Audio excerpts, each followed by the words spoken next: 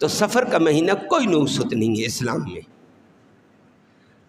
اسلام میں سفر کا نام جو ہے محرم پہلا مہینہ ہے اسلامی سال کا،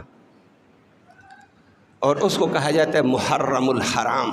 اصل پورا نام یہ ہے کہ محرم حرام، حرمتوں والا، عظمتوں والا، کہ اس میں ہر نیکی ڈبل ثواب ہے۔ اس پر میں نے محرم پہ بات کی تھی، 4 مہینے حرمت والے ہیں۔ اور سفر آگے آ جاتا ہے محرم کے بعد۔ سفر کو اسلام کے اندر کہا جاتا ہے سفر المظفر۔ کہ وہ سفر مظفر، کامیابیوں والا۔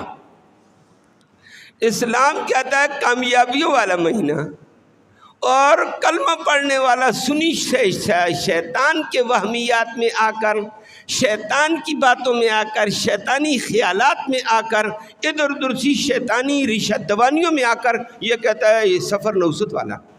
اب بتاؤ ان عوام کی بات کو مانے یا اسلام کی بات مانے؟ اسلام کہتا ہے سفر المظفر۔ اور میرا خیال یہ ہے کہ ہر دور میں شیطان کام کرتا ہے نا، اس وقت بھی سفر کا مہینہ آیا تو شیطان نے پروپیگنڈا کیا ہوگا۔ شیطان کے پروپیگنڈے میں لوگ آئیں گے سفر بڑی نحوستوں والا۔